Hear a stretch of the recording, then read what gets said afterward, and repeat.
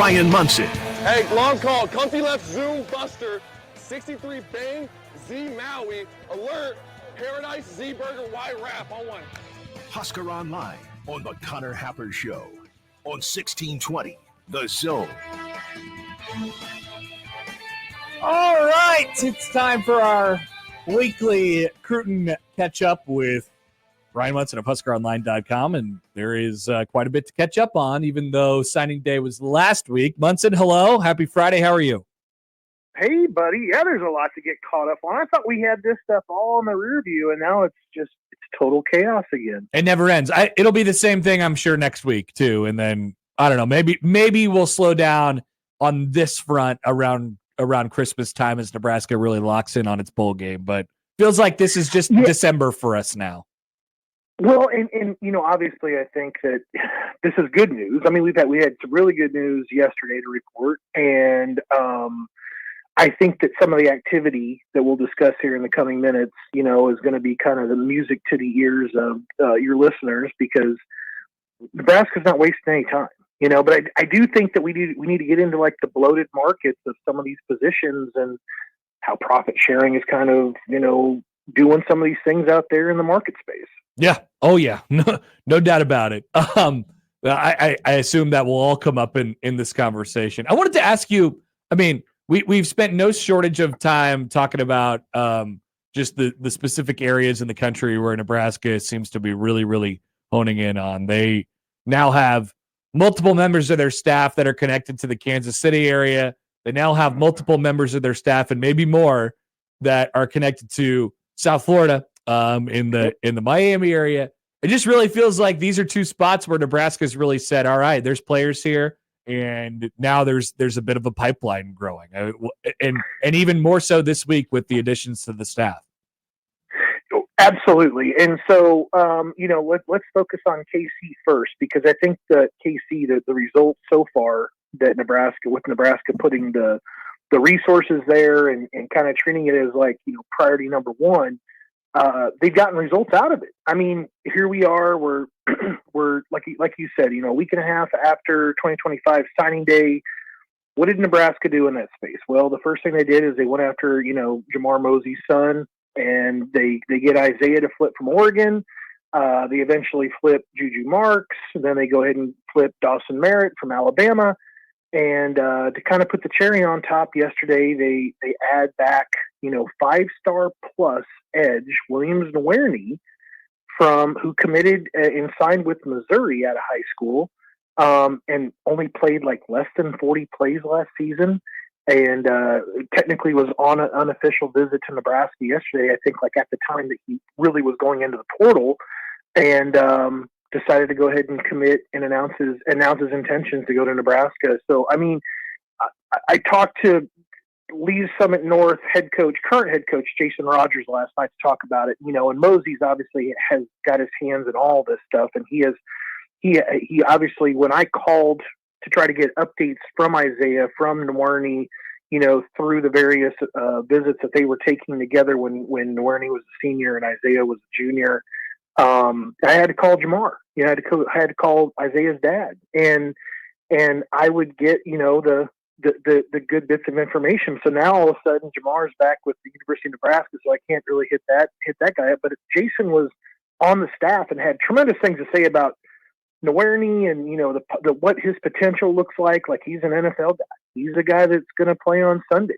Somewhere down the road, he's just a little raw, and he's got to find that right kind of scheme. And they really feel like Nebraska can do it. And Coach Rogers had a lot to say, obviously, about the other things going on in Lincoln that are right with the coaching staff, with the facilities, and obviously with Coach Mosey and the culture, I think, that is really going to fit those kids from KC. And as Sean kind of outlined this morning too, that's very important that you don't want to overlook this either. But he's, Coach Mosey is very familiar, like, with the passing league 7-on-7 stuff too. And as we all know, like, obviously there's a group of folks that they really kind of go to that stuff with the tournaments, and and there's obviously a really big one down here in Texas that everybody kind of hopes to get into in College Station. But I think that this is I think the Kansas City stuff's taken off, and then I think the Philip Simpson, coming back from Florida State to Nebraska, and obviously being named the outside linebackers coach is a huge boost for Nebraska because of his contacts to South Florida. I actually talked to Cortez Mills last night doing a getting to know interview with him, and he mentioned, of course, that he had, Coach Simpson was his head coach at his high school his freshman and sophomore year. So, and he said he knows everybody down there, and he said that's how all those guys kind of got to know one another, through Coach Simpson, and then variously, like, it just kind of kept extending, by degree of, one other kind of relationship. And you can really kind of build that web, through South Florida. So it's going to be huge to get Coach Simpson back into the fray, let him kind of get going on things. They were hammering that, through the aggregate, putting 3 guys into Florida, that weekend in November. And they did have some results. Obviously Cortez Mills signed with them, but I think that they're going to have tremendous results giving Coach Simpson some time to kind of go down there and kind of get things going through his connection. Yeah, Nebraska's they've been saying Flobraska and Flora. They've said Florabraska, and there's been Calabraska and all these different sort of movements that have had tags to them. But and Florabraska is really a thing. I go down to Tampa on occasion. There's literally a road right by USF campus that is Florabraska. And I don't know what it is. I've always meant to research that a little bit more, but it's right there by Busch Gardens. It's seriously right there. It's a road in the Tampa area. So I got to do a little bit more research on that. So a guy like Ja'Cory Barney, and then or a Vincent Shavers or a Willis McGahee, those guys coming through, like how important are those guys to what Nebraska, it appears, is attempting to do in that area of the country? Huge, significant, massive. I mean, that there's a real youth movement, and I think that I think all of them can, go back home during, after the bowl game, the holidays, the little bit of time they're going to have before they have to roll back to Lincoln, and have nothing but positive things to say about their experiences at Nebraska. Given the opportunity to get out there and show out, and if they were able to basically help the football team out, Matt Rule wasn't going to let the fact that they were true freshmen kind of get in the way of trying to improve what he's trying to do with the football team. So I think that's the first part. I think the second part is like not having this snake oil kind of a situation, be exposed to where it can kind of then, ruin the barrel. I think that you've got real kind of word of mouth, positive experiences that when you get those guys to go back, continue to have their personal relationships with their coaches, with their former players, with other players that they played against, it even is going to kind of continue to manifest itself because those guys know players that they, competed against or competed with that went to other schools that could be in the situation, a year or two down the line where they have to go ahead and make a move because things aren't working out the way that they had kind of planned. And there's a way for this stuff to kind of all reciprocate later on down the line. So it's really kind of wild when you think about that stuff, like how things kind of came back around with Nwaneri, when things started to change even a little bit more in Nebraska. I know that he had Nebraska as a finalist, but you add something to the coaching staff, build the facilities. Now all of a sudden you have this kind of more of a base of players from South Florida. It's not a group that's, like under Frost joins for a semester and then they all take off and they move home in the middle of the night. It's nothing like that. This seems to be a very kind of consistent cornerstone that they can kind of build around now, and Philip Simpson will keep adding guys to it. Yep. Bryan Munson of Husker Online is with us. Okay. So, I mean, you mentioned Nwaneri, who's, a huge addition for Nebraska. If they can get him going in the right direction, we'll see what he's able to give him next year, but obviously a high ceiling player. But it brings up the portal in general right now, as you mentioned, sort of at the top of this interview. What is going on out there right now, basically with the transfer? I mean, it's crazy to watch, and we say this every year. It's not healthy. It doesn't seem good, but it always feels like there's a variable that makes it change. And this year, the variable that makes it really, really different is the roster cuts around college football that are having to happen. Oh, what in the world does this thing look like behind the scenes right now? Oh, it's nuts. I mean, first of all, I don't think we've really seen the bottom of it yet. There'll be continuing to be a flow of names into it. It's one of those things too. It's like where you can, if you read Tunnel Talk today, you kind of got also the impression of the guys that were, being told that they were part of the 85 and the profit sharing versus the guys that would not get any profit sharing and would just have NIL, and that's big money. Yeah. That's kind of where the roster management is going to be something to kind of watch kind of moving forward and how they kind of share that 14 million or whatever it is from a salary cap, kind of thing with their roster. It's going to be very interesting to see how they kind of divvy that out. That being said, I mean, it's also put a lot more money, basically into the pockets of the people that can kind of pay the players. And so the collectives have more cash. It's driven up the market, and we've seen it already with several players, particularly early targeted linebackers. And kind of, to where Nebraska's had to kind of tap out on some circumstances with some guys that they had offered, because other people come back and they make a larger offer, and Nebraska just says, I don't have, it's not worth that. You're a great player. It's not worth that. So there are some other things that are kind of working in that space as well that are very interesting. You have, I thought the one thing that was so amazing that I watched earlier, either this week or late last week, was when Jay Norvell, out there at Colorado State, kind of got on the podium and started talking about the tampering that's taking place between the agents, between as a third party between the other schools, and kind of doing this silent bid, silent auction kind of thing, and then approaching the players about how much more money they can make, but then also like the highway robbery that's happening in that space too, between those street agents and the players and the collectives, because they're not charging the standard 1% to 3%, but like the NFL, player association would kind of charge. They're getting 10, 15, 20%. So when these kids are going from $50,000 to $150,000, well, they're handing back over $30,000 of it to the street agent that puts the extra $80,000 or whatever in their pocket. It's really concerning when you get down to that kind of like that greediness, that greedy type dirty side of all of it. So that part to me, I think it's obviously in play. And I mean, they've had multiple players, talk about it at Colorado State. I think a Nebraska player came out and said it happened to him. I had several unofficial reports from people that were telling me that it was happening to all of the younger players at Nebraska.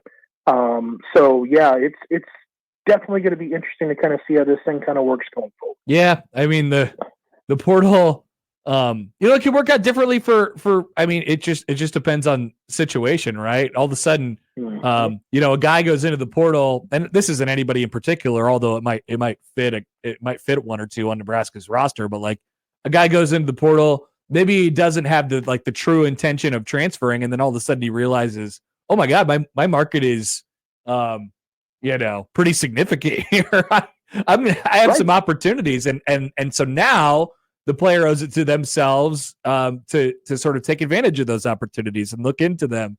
And maybe they never even really were actually thinking about transferring in the first place. Like the Nate Borkacher is a tremendous example. Yeah, right. I mean, walk-on guy at Nebraska, content with what he has, gets approached by a bag man. Several programs obviously very interested in an experienced tight end. And I think that, as you kind of go back and review, when Holgerson took over calling the Nebraska offense, probably one of the players that shined the brightest might have been Borkacher, and it's not that he had like a huge season. It was just like when he got a chance to get the ball in those spaces, he did the most with them. So you kind of saw maybe what that tight end, and it maybe is another reason like Nebraska and Bearteni kind of went ahead and went separate ways, because you don't need 265-pound tight ends. You really need those guys that are the 6'4", 225 guys that are a little bit more, quicker in that space. So, and you have Harburg, and you have Carter Nelson, and you have Fedoni, and, you have some dudes that look like that, but you didn't bring anybody else in necessarily in this class. So it is a situation obviously to kind of keep an eye on, but like Borkacher definitely fits the scenario that you were kind of running down right there. Yeah, it's wild out there at the moment. We'll see if things sort of normalize over the next couple of weeks, but my guess would be probably not. Don't count on it. I wouldn't count on it. Munson, enjoy your weekend, my friend. We will talk to you next week. Sounds good, buddy. See you. It's Bryan Munson, HuskerOnline.com. Yeah, the Borkacher, and he was. I guess I don't know what his intention was. I don't want to put him in that. I don't know what his intention was at first. Entering the transfer portal, but I don't know what we know at Nebraska and what we've seen. Like, we like Nate Borkacher, and I would have put him in the category. Remember, we were doing the transfer portal like tiers, like the descriptors, the tags. I remember. Right? Like Justin Evans, I said about Justin Evans, I said he's not in the portal. I was like, whoa, I really want to keep that guy, and I probably value him pretty high, but I don't know how anyone else could see it. I don't know if anybody else is out there looking like, oh, we really need like Justin Evans. And I would put Borkacher in that same category. It's like, I want to keep Nate Borkacher. I feel like he's pretty important, but nothing about the stats are, or the tape or whatever is like, whoa, we got to go out and get this guy. Obviously, the experience is significant, but that doesn't always mean everything. That doesn't. I don't know. He's well rounded. He's a good player, and he goes into the transfer portal, and maybe he intended for this to happen, or maybe he didn't. But all of a sudden, he's sitting in there with a bunch of really nice offers from really nice places. And it's just like, wow. Wow. I have what people are looking for. I didn't know.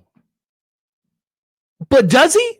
Like, I don't want to be like, I don't want to say, oh, well, overpaid, because everybody's overpaid. But people are not, like, people who are going into the transfer portal are realizing that it's like, I can get overpaid.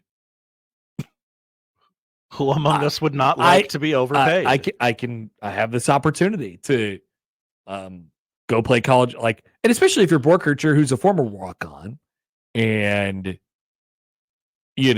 probably didn't expect this out of his college experience. Like, he goes into the portal, and all of a sudden he could go pretty much anywhere he wants. Never got courted the first time. Nice to feel needed and wanted. And he's going to get, a